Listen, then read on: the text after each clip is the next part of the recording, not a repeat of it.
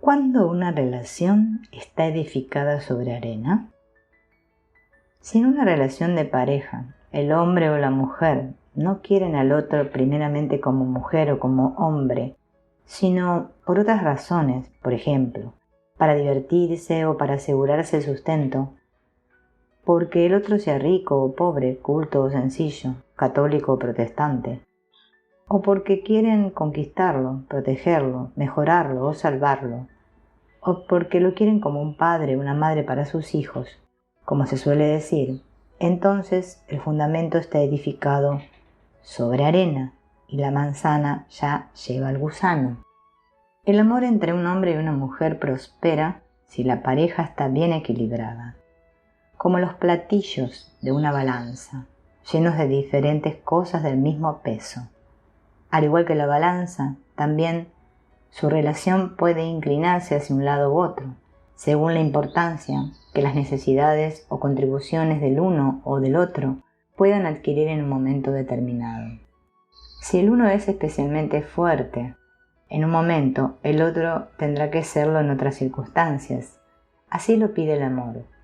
Si uno tiene recursos o responsabilidades especiales, el otro tiene que ofrecer algo equivalente. Basándose en esta armonía, su amor puede desarrollarse en una relación entre iguales.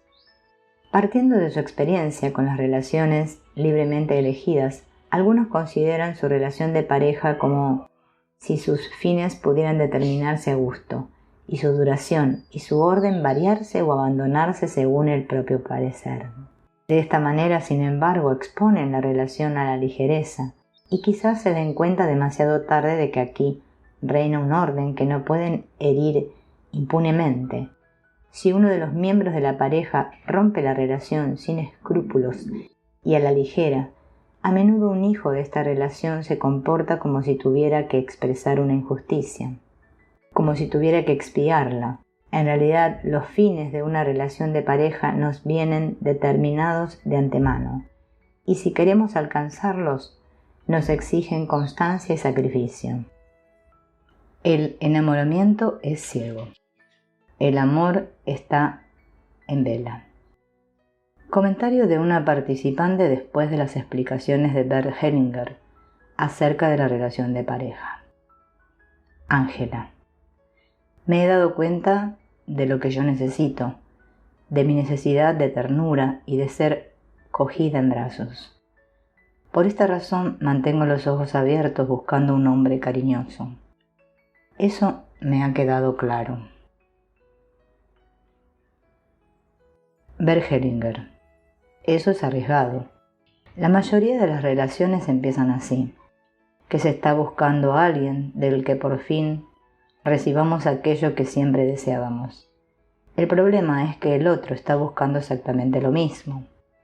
El enamoramiento sirve para mantener viva la ilusión de poder conseguirlo. El enamoramiento sirve para mantener viva esa ilusión y reviva la necesidad del niño. Y así el otro fácilmente se ve llevado a la posición de padre o madre. Cuando una mujer encuentra a un hombre, su necesidad más profunda es la de tener a la madre. La necesidad de un hombre que encuentra a una mujer también es la de tener a la madre. Eso necesariamente tiene que provocar desilusiones. La relación de pareja es una empresa y algo totalmente diferente de un amorío. Ni tampoco un amorío prolongado, sino algo absolutamente diferente. Tiene otra profundidad totalmente distinta. Tal como lo dijiste tú, Ángela, encontrar a un hombre al que tendrás por 2 meses y él no te tomará en serio. Tomará en serio en el sentido de querer pasar una vida contigo, sino que más bien la verá como una oportunidad, porque tú quisiste tomarlo como una oportunidad. Tu imagen es demasiado pequeña para una relación duradera. Esta imagen únicamente llega para un amorío. Si por el contrario dejas que en tu interior nazca otra imagen que corresponda a tu dignidad y a tu fuerza, quizá también a tu vocación, entonces en ella podrá entrar alguien que reúna todos estos aspectos. Y si después aún añade amor y un poco de enamoramiento, bueno. El enamoramiento es ciego, el amor está en vela. Para el amor, el otro está bien tal como es. Justamente así se toca lo más hondo en el otro, de manera que pueda desarrollarse. Cuando dos tradiciones familiares se encuentran, al juntarse una pareja, ambos miembros aportan de sus familias de origen modelos para la vida en pareja, y ambos, por costumbre, siguen a las suposiciones básicas, normas y valores anteriormente vigentes en sus respectivas familias. Adoptando patrones antiguos se sienten bien, aunque aquellos sean fatales, y abandonando patrones fatales se sienten culpables, aunque los nuevos sean mejores. De esta manera, su progreso y su nueva felicidad frecuentemente les cuestan el precio de la culpa. De la vinculación con el propio grupo de origen resultan las peores consecuencias para una relación de pareja, sobre todo si uno de los dos, sin darse cuenta, se ve obligado a desempeñar un papel de representante para solucionar conflictos del pasado.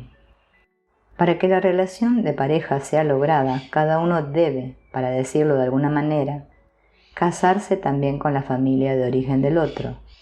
Al mismo tiempo, tanto el hombre como la mujer también tienen que revisar los modelos determinados por sus padres y por sus propios grupos de origen, para quizás abandonar patrones antiguos y encontrar otros nuevos para la relación de pareja. Si, por ejemplo, los dos pertenecen a iglesias diferentes, una solución, que hoy en día es más factible que antes, sería que cada uno abandonara su iglesia y que ambos las valoraran y honraran a un nivel superior. Una vez se me ocurrió una imagen para este proceso. Pongamos, por ejemplo, a un hombre y a una mujer. El uno se encuentra en un lado del río, la otra en el otro. Los dos tienen sus puntos de vista, cada uno con una orilla distinta.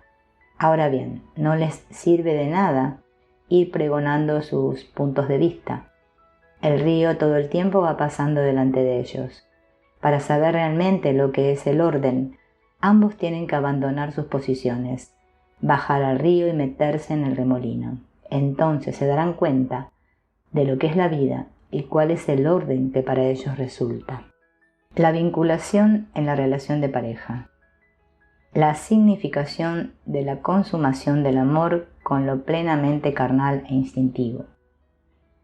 El tema que ahora trataré es un proceso que estoy indagando y que aún no llego a captar del todo. En la Iglesia Católica y en el derecho matrimonial católico, la consumación del matrimonio tiene una significación especial.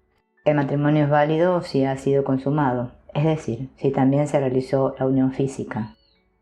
Hay algo en todo esto. Lo mismo ocurre en una relación platónica que ambos aceptan sin el riesgo de la consumación. Por tanto, tales relaciones mantienen su carácter no vinculante y los dos, al separarse, no se deben nada. Si por el contrario hubo una consumación seria, lo cual queda patente en las constelaciones, donde se percibe si una persona determinada es de importancia, la separación resulta más difícil y no es posible pasar por alto este vínculo como si no hubiera existido. Si de esta relación nació un hijo o hubo un aborto voluntario, la relación siempre es de importancia. Si la comunicación del amor se menoscaba posteriormente, por ejemplo, a través de un aborto voluntario, se da una ruptura en la relación, aunque el vínculo permanezca. Si el hombre y la mujer quieren seguir juntos a pesar de todo, tienen que decidirse nuevamente el uno por el otro y vivir juntos como si fuera una segunda relación, ya que la primera, por regla general, ha terminado. La superioridad de la carne sobre el espíritu. En la consumación del amor se muestra la superioridad de la carne sobre el espíritu, su veracidad y su grandeza. Sin duda a veces nos vemos tentados a desdeñar la carne en comparación con el espíritu, como si aquello que se realiza por instinto y necesidad, por anhelo y amor, fuera menos que aquello que la razón y la voluntad moral nos imponen. Pero lo instintivo demuestra su sabiduría y fuerza allí donde lo razonable y lo moral topan con sus límites y fallan, puesto que a través del instinto actúan un espíritu superior y un sentido más profundo de los que nuestra razón y nuestro querer ético retroceden y huyen. Ejercicio: honrar a las parejas anteriores. Este ejercicio es válido no solo para las personas que tienen problemas o sensaciones de rabia o resentimiento con sus exparejas, sino también para aquellas que los tienen en su relación de pareja actual o que tienen dificultades para iniciar una relación. Ya sabemos hasta qué punto una relación no finalizada correctamente acaba siendo un lastre que crea secuelas y condiciona los vínculos que se dan en las siguientes relaciones. Al sanar y liberar las relaciones antiguas, podemos abrirnos a nuevas experiencias más respetuosas y positivas. En la actualidad, cada vez hay más separaciones y por tanto más niños cuyos padres se separan. Los hijos perciben si existe tensión entre los padres y a veces sienten la presión de tener que elegir a uno de los dos. Esto les rompe el corazón. Por eso, no solo por ti, si tienes conciencia de paternidad y maternidad, es bueno sanar los vínculos anteriores. Empecemos el ejercicio. Haz una lista de las personas con las que has tenido una relación significativa en el pasado, es decir, de tus parejas anteriores o de aquellas con las que has mantenido un fuerte vínculo emocional, aunque ello no haya supuesto que fueras pareja, a pesar de que tú sintieras una fuerte atracción por esa persona después de haber mantenido una relación. Incluso aunque solo fuera un día, enumera también a aquellas personas con las que existió un vínculo sexual, aunque no hubiese amor. Es decir, incluye en la lista los matrimonios anteriores o el actual, las personas con las que has convivido como pareja de hecho, aunque no existiera un documento legal, las personas con las que has tenido sexo sin necesidad de que haya habido convivencia. No es necesario que hayan sido encuentros de manera continuada. El sexo crea siempre un vínculo, aunque sea un solo encuentro sexual con esa persona. Las relaciones platónicas, sin vínculo sexual, que hayan durado en el tiempo. Las relaciones importantes que hayas mantenido a distancia. A continuación, explica tu relación con esa persona, sobre todo si no te ha dejado un buen recuerdo y todavía hoy existe rencor. Anota cómo fue el final de la relación, quién dejó a quién, qué dolor te causó o causaste y cuánto duró el duelo. Es decir, anota todo lo que te venga a la mente sobre tus sentimientos de esas relaciones. La consumación crea un vínculo indisoluble. Por esta misma razón es fácil que dos personas que antes no se conocían vivan la consumación y después se sientan vinculadas. No son ni la decisión ni la intención las que crean el vínculo, sino la realización elemental. Eso tiene algo consolador y también hay grandeza en ello. Se trata, por lo tanto, de resistir al menosprecio. El vínculo que resulta de la consumación es más fuerte que aquel que nos une a los padres. Esta es una hipótesis y la presento con toda cautela. El temor a llamar por su nombre lo más íntimo que tenemos y de quererlo en una relación de pareja como lo primero y lo más inmediato, tiene que ver con que en nuestra cultura la consumación del amor entre hombre y mujer a muchos les parece algo casi indecente, una necesidad indígena, pero aún así es la mayor realización humana posible. Ningún otro acto humano está más de acuerdo con el orden y la plenitud de la vida y nos obliga tan enteramente para el mundo como todo. Ningún otro acto humano nos aporta tanta dicha y placer y en consecuencia tanto sufrimiento por amor. Ningún otro acto humano tiene consecuencias más graves o un riesgo más alto. Ninguno como este nos exige aún lo último, y nos hace tan sabios y conocedores y humanos y grandes como cuando un hombre toma y conoce a una mujer con amor y una mujer toma y conoce al hombre con amor. Comparado con esto, cualquier otro acto humano no parece más que preparativo o ayuda, o consecuencia, o como mucho, un añadido o incluso escasez y sustituto. La consumación del amor entre hombre y mujer es, a la vez, nuestro acto más humilde. En ninguna otra ocasión nos descubrimos tanto y mostramos tan indefenso el punto en el que somos más vulnerables. Por tanto, tampoco hay nada que protejamos con tan profundo pudor como el lugar en el que el hombre y la mujer amando se encuentran, revelando y confiándose lo más íntimo. Por la consumación del amor, según la bella palabra de la Biblia, el hombre deja a su padre y a su madre, se une a su mujer y los dos se hacen una sola carne. Lo mismo vale también para la mujer. Como ya dijimos, el vínculo especial entre el hombre y la mujer, indisoluble en un sentido profundo de la palabra, se crea a través de la consumación del amor. Solo ésta convierte al hombre y a la mujer en pareja, y solo ésta también convierte a la pareja en padres. Un amor únicamente espiritual no es suficiente, ni tampoco el reconocimiento público de su relación. Sí, por lo tanto, esta consumación se menoscaba, por ejemplo, porque el hombre o la mujer va antes de la relación, se esterilizaron, tampoco se crea ningún vínculo, aunque ambos lo quieran. Toma ahora varios folios en blanco y anota en cada uno de ellos el nombre de las parejas que hayan aparecido en la lista anterior. Si has tenido muchas relaciones, puedes hacer este ejercicio solo con las más significativas. Si tienes amigos que quieran hacer de representantes, también se los puedes pedir. Luego, en otro folio u hoja en blanco, anota tu nombre.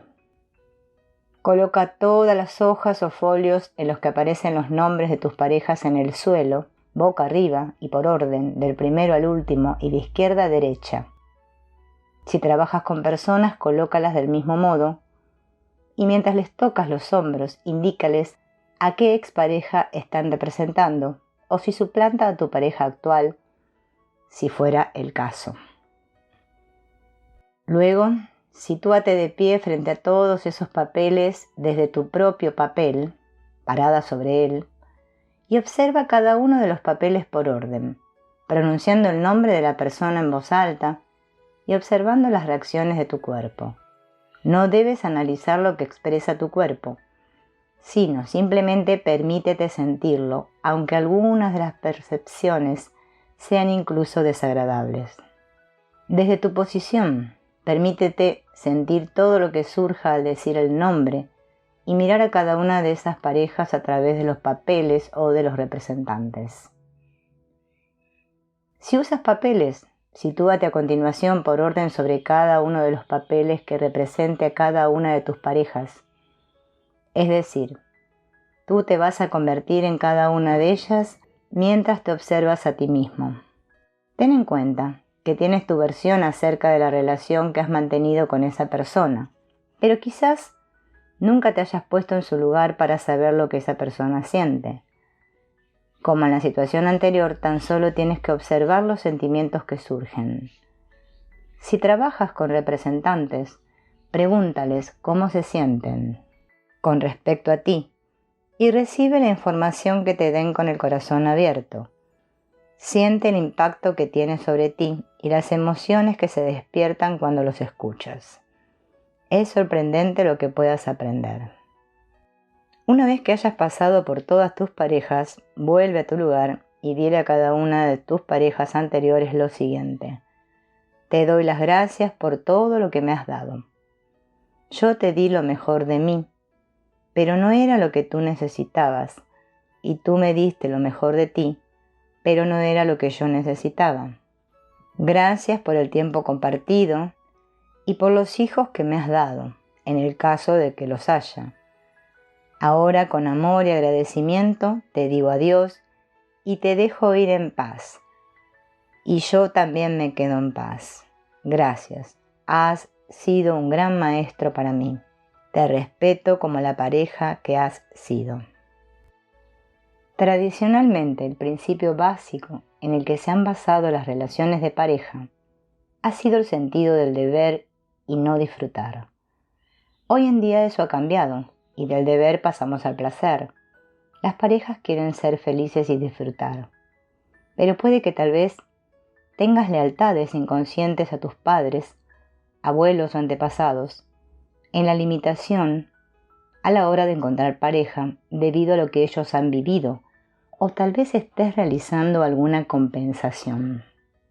Si eres mujer, ya hemos comentado la herida que los hechos de guerra y las muertes en el parto dejan en las mujeres, por no mencionar la herida de la mujer hacia el hombre en el tema de los abusos. La herida femenina ha creado a una mujer dura, hombre débil, que hace que en los hogares el hombre se sienta infinitamente criticado, no respetado, y la mujer malhumorada, impaciente, intolerante, invisible y no amada. En cuanto a los hombres, hay que comentar que muchos de ellos cargan con un sentimiento de culpa hacia las mujeres, por lo que algunos antepasados masculinos pudieron hacerles a las mujeres, aunque también pueden comportarse de la misma forma que ellos, por una lealtad inconsciente a una energía masculina agresiva y distorsionada. Todos estos factores están influyendo, tanto en hombres como en mujeres, y se activan de manera inconsciente, lo que dificulta las relaciones de pareja. Hoy en día hay hombres que se han dado cuenta de que la masculinidad heredada de sus padres y abuelos ya no es válida, y que rechazan el modelo de hombre dominante, mujer sumisa. Quieren abrirse al corazón de la mujer sin ser verdugo ni víctima. Lo femenino ya no es una amenaza, sino un complemento. El hombre, cuyas raíces están dentro de su propio poder, puede ver a la mujer como a una igual.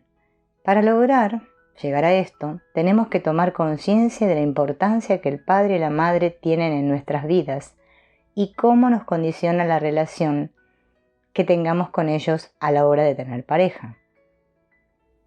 Cualquier trabajo que ya sea descrito con tu padre y tu madre será muy bueno para sanar el tema de las relaciones de pareja. Para entender el proceso de enamoramiento, hay que saber que la primera figura del sexo contrario de la que se enamoran las mujeres es del padre y los hombres de la madre. Lo que llamamos complejo de Edipo y de Electra, respectivamente, que más tarde tenemos que superar. La energía masculina de nuestro padre se enfoca en nuestras relaciones con los hombres, mientras que la energía femenina materna facilita a los hombres las relaciones con las mujeres. Es evidente que si estos canales de energía no están limpios o obstruidos, dificultarán las relaciones de pareja que vamos a mantener en el futuro. Las lealtades familiares nos llevan también a lo que llamamos neurosis de clase. No serás más que tus padres. En cada uno de nosotros existe un deseo natural de mejorar, que nos impulsa a intentar tener una vida mejor que la que han tenido nuestros padres. Pero la neurosis de clase aparece cuando, por ejemplo, un hijo está en disposición de alcanzar una posición más elevada que sus padres o antepasados en cualquier plano, ya sea en el plano social, en el económico, en el académico, en el de pareja, en el de la salud, e inconscientemente se sabotea para no lograrlo. Las formas de autosabotaje son múltiples. Por citar algunos ejemplos, puede ser una enfermedad repentina, el día del estreno en el teatro, o quedarse completamente en blanco el día del examen, a pesar de saber el tema muy bien el día anterior. En algunos sistemas familiares puede haber dos mandatos inconscientes, aunque siempre la familia, conscientemente, dirá que prefiere que sus hijos sean mejores que ellos, a pesar de que en algunos casos aparezcan los celos, algo que los hijos perciben. A veces es la propia persona la que lo interpreta de este modo, por una lealtad inconsciente o por el sentimiento de culpa de ser mejor que sus antepasados. Puede haber diferentes decretos contradictorios en una familia, tales como: debes llegar más lejos que nosotros, tus padres, y a la vez, y por otro lado, no puedes ser mejor que tus padres. Esta es una situación difícil, ya que si triunfa, dejará a sus padres por debajo, y si fracasa, desobedecerá el mandato que le ordena que tiene que prosperar. De ese modo, el fracaso está siempre asegurado. Diferentes formas de autosabotaje. Ponerse un listón demasiado alto para intentar alcanzar objetivos que están fuera de nuestro alcance. Eso es garantía de fracaso, ya que lo que falla es el origen, el planteamiento de inicio de la carrera de la persona. Un ejemplo sería querer terminar una carrera de 5 años en 2. La presión puede ser tan grande que puede provocar un fracaso seguro. Lograr el éxito profesional y ser golpeado con un grave acontecimiento personal o familiar. Así una persona puede triunfar en su negocio, después de una dura lucha de años y encontrarse con que su pareja le es infiel, ya que se ha sentido abandonada durante todo ese tiempo. El ansia de perfección. De esta forma se están creando las bases de una decepción que puede tener su origen en una neurosis de clase. Si una persona, siguiendo el ejemplo anterior, aspira no solo a completar sus estudios, sino también a realizar 2 cursos en un solo año y además sacar unas notas excelentes, está creando las bases para una decepción. Evidentemente, la neurosis de clase no afecta a todas las personas que intentan superar a sus padres o antepasados. De hecho, suelen ser casos minoritarios, ya que en la mayor parte de las ocasiones el deseo de los padres de que los hijos lo superen es tan poderoso que permite que estos puedan dejar atrás cualquier temor y sentimiento de culpa y avanzar en su carrera profesional.